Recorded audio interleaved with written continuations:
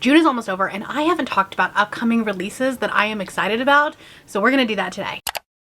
Hello everybody and welcome back to the channel. My name is Brianna and this is For Pause in a Book. I make bookish videos over here on my little corner of the internet, so if that's something that you're interested in, make sure that you hit that subscribe button down below. Today I have 10 books that I am excited about that are coming out in the months of July, August, and September. So like third quarter, essentially, but a lot of summer releases. I have some horror and some thriller on here. I have some romance, I have some fantasy. We've got a mix of things this quarter and there's some that I am so excited about and have already pre-ordered. There's some that are like more just like on my radar, but if the reviews are good, I will definitely be picking them up. I'm going to talk about these in chronological order. So first off, we're going to start on July 9th.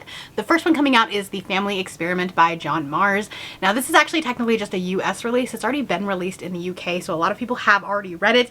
I've heard mixed reviews, but the premise sounds really interesting, and John Marrs is such a fascinating author. He has really unique concepts that really make you think while also being like a really fast-paced author. This book kind of tackles the idea of the population kind of hitting capacity. It's creating overcrowded cities and an economic crisis. And in the UK, the breaking point has arrived. People can no longer afford to start families, let alone raise them. But people are desperate for the experience of parenthood, so there is an alternative. For a monthly subscription fee, clients can create a virtual child from scratch, and they can access this child through like the metaverse and like a VR headset. To kind of launch this program, there is a reality show that has started that kind of follows some of the couples around with their virtual children. It will follow 10 couples as they raise a virtual child from birth to the age of 18, but in a condensed 9-month time period.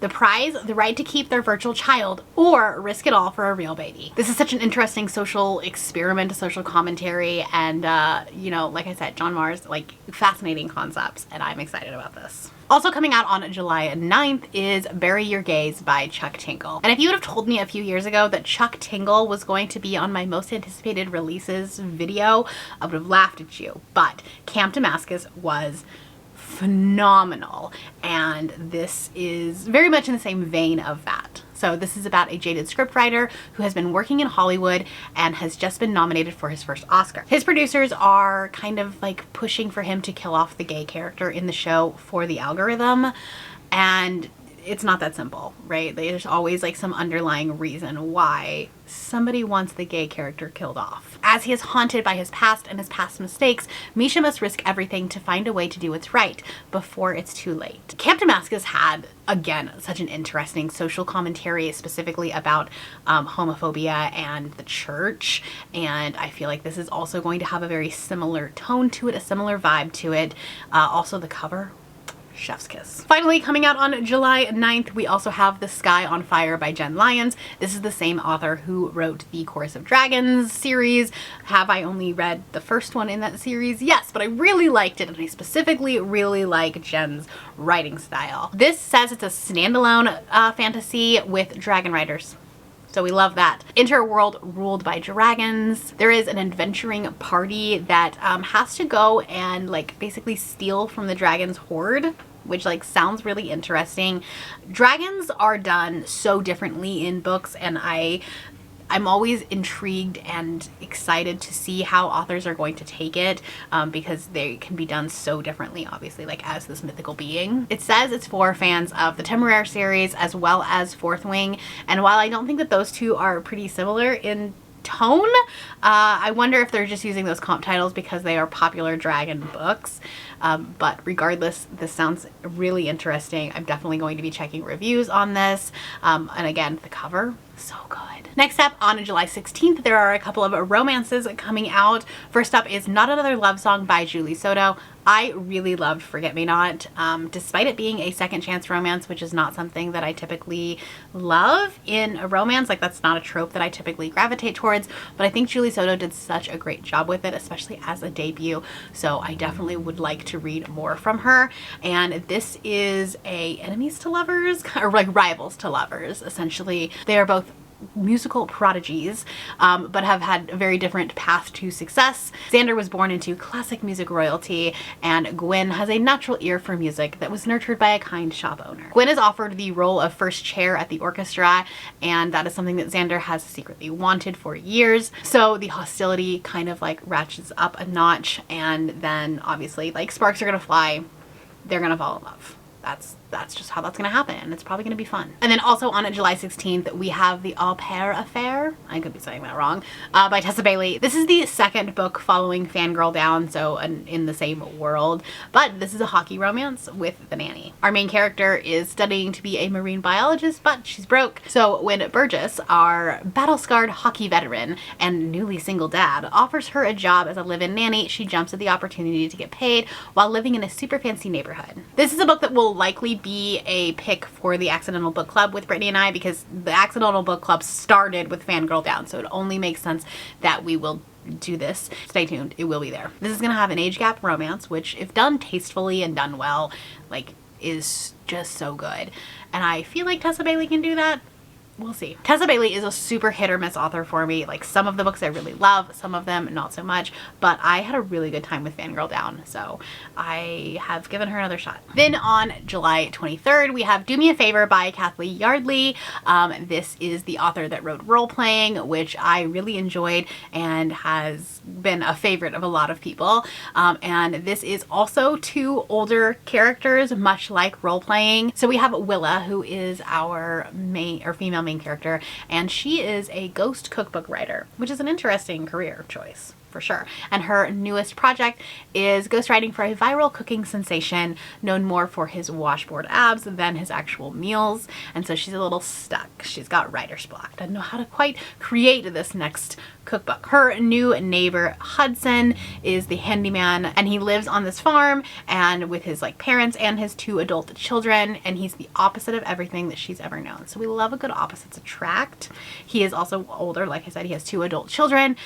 He has an escape artist dog and menacing goats. And the opposites attract is just coming through the page. Kathy Yardley also has a lot of deep topics that she talks about in her books, and I assume that this will be no different. They both have their own past to deal with. Now they have to figure out if they have a future. I'm really excited about this one. Like I said, I really loved Role Playing and I cannot wait to read more from her. Coming out on August 6th is Dark Restraint by Katie Robert. This is the 7th book in the Dark Olympus series, so there's very little I can actually tell you about this book other than it is the Minotaur and Ariadne's story, which is one that has been highly anticipated by a lot of us. But I think beyond the story of the romance in these, there is a huge political story behind the Dark Olympus story arc. Once you get past book 3, actually starting in book 3, we really start to see this macro arc, this macro story plot that is happening where the books build on each other, and there's things going on outside of the romance within the two or the multiple people. So very little I can actually tell you about this story, but the Minotaur and Ariadne sounds like an interesting pairing, and if you know the Greek mythology, it's a very interesting pairing. But I trust Katie. I think we're gonna do this well. It's fine. It's gonna be fine. Then on August 27th, Orbit has a new dragon book out, which I'm very excited about, and that is Between Dragons and Their Wrath by Devin Madsen. This says it's an epic fantasy full of dragons, alchemical magic, and forbidden romance that unfolds as 3 people in a shattered empire become entangled in a looming revolution. That's so many buzzwords for me. It's so many. We have Tesha, who is the glassblower's apprentice who becomes a tribute bride when her city is conquered by the South. Then we have Anali, who is a laundress in the house of an eccentric alchemist who is awakening to strange new powers. And then we have the dragon rider Ash, who protects the cities from the monsters in the sands beyond, but will soon have to learn how to protect his dragon when the hunters unlock the secret to killing them. There's a war that is sweeping across the land, and our 3 characters have to fight for survival against the political enemies, dragon hunters, and monsters both within and without. Also coming out on August 27th is The Crimson Crown by Heather Walter. Now, Heather Walter wrote Malice and Misrule, which was a Sleeping Beauty retelling, and I really loved Malice. Misrule, I think, was a miss as far as sequels go. I don't think it necessarily needed a sequel, but this is a Snow White retelling, but also make it really gay. Legends tell of a witch who became queen, the heartless villain in the story of Snow White. But now the wicked queen is stepping out of Snow White's shadow to become the heroine of her own legend. I love a good good queer retelling, and I don't think that many are done with Snow White, so this is gonna be good. Finally, I don't have many for September. I know that there are probably some self-pub and indie books that are gonna be coming out between now and then, but you don't normally see as many like announcements for that because they have a very short announcement window because they don't have to like have as much like behind the scenes work as traditionally published.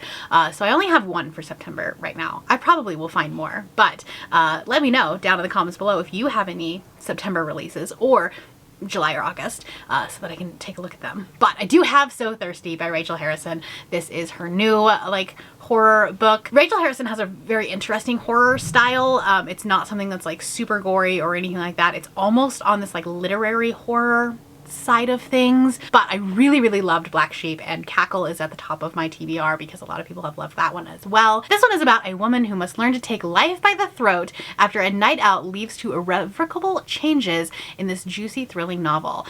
So essentially vampires. And here's the thing. Publishing is coming into its vampire era, and I am here for it. This is not going to be the like fantasy romance type of vampires like you see in Serpent or any of the other like big fantasy romances. This is horror vampires, but still interesting nonetheless. The synopsis for this book is very vague. It's about a woman who doesn't really love birthdays, gets surprised on her birthday, which like, if you don't love birthdays, please don't give a surprise party. Please don't do that.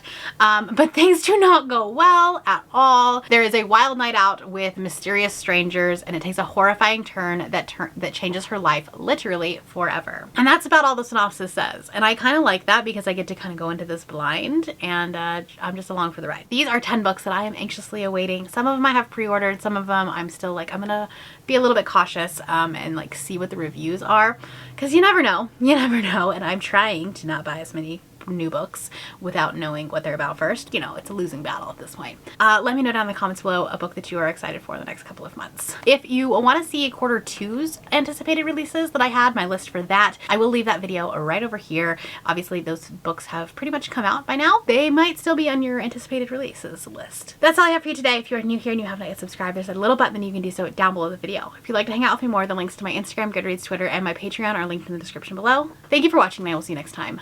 Bye!